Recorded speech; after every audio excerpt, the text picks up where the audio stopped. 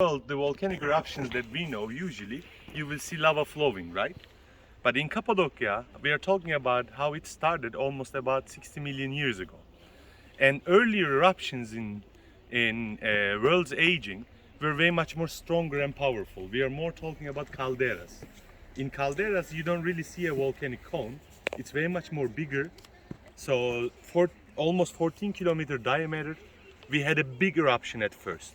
And in such eruptions, you don't get lava only. What you get, mainly it's too heavy with pressure, you will get a foamy ash spreading around. It's like milk. If you let the milk boil, you will get a foam spreading.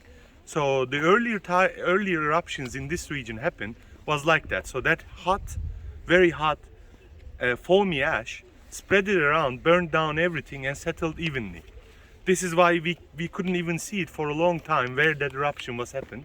But today with satellite images, we can spot because it's 14 kilometers diameter, it's too big, all right? So that soft rock in time after cooling down becomes a very soft layer.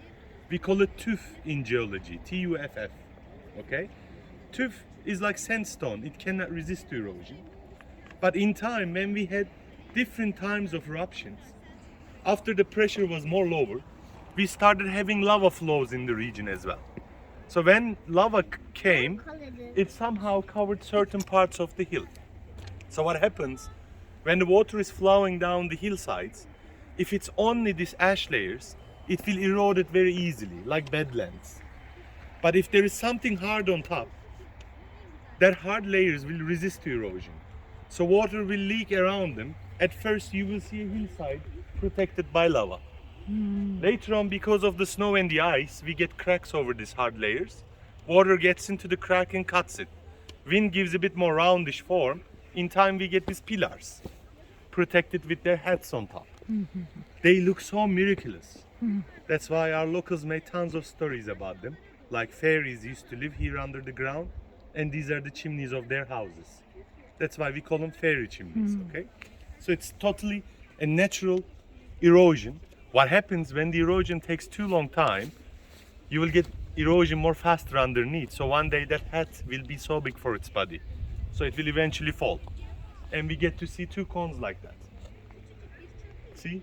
So actually these two were pillars like this, but they're disappearing now. But in our lifetime, we really don't see the difference because we are talking about millimeters of erosion.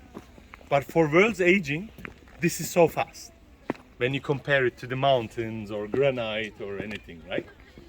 Now in Cappadocia, please show to your camera, we are almost in a desert. Look, there are no trees, no forests.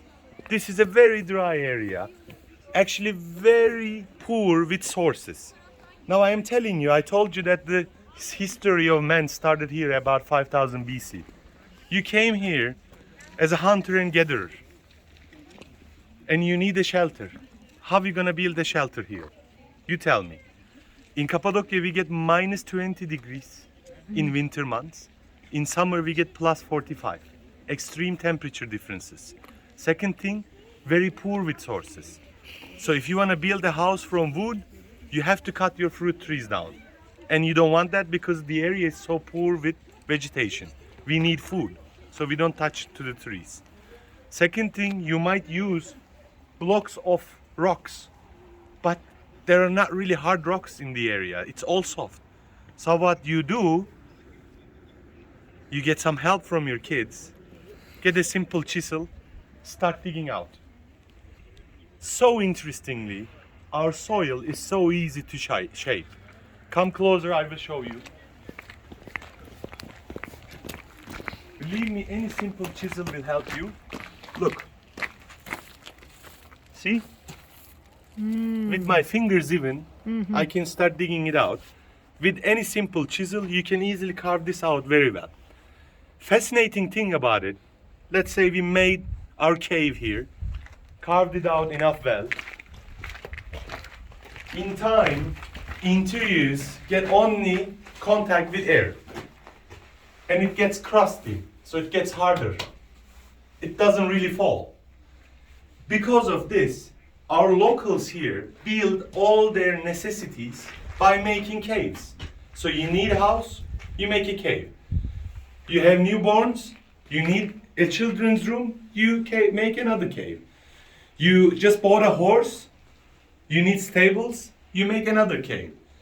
You started believing into a new religion, they are calling it Christ, and so you become Christian, you need a church, you carve another cave. So all over history in Cappadocia, whatever they needed in their life, by architectural means I mean, they have always made caves.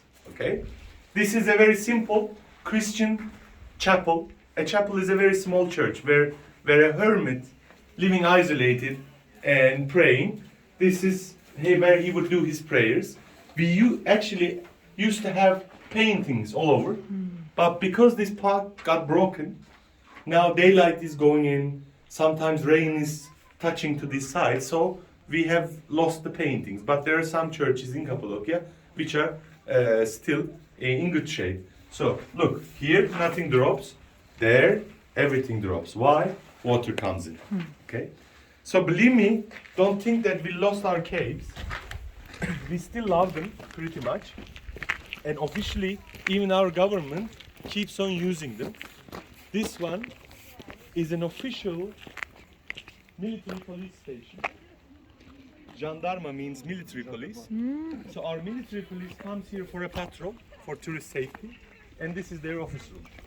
So even our government keeps on using the caves. But most of the locals, what they did, they started restoring their caves into boutique businesses.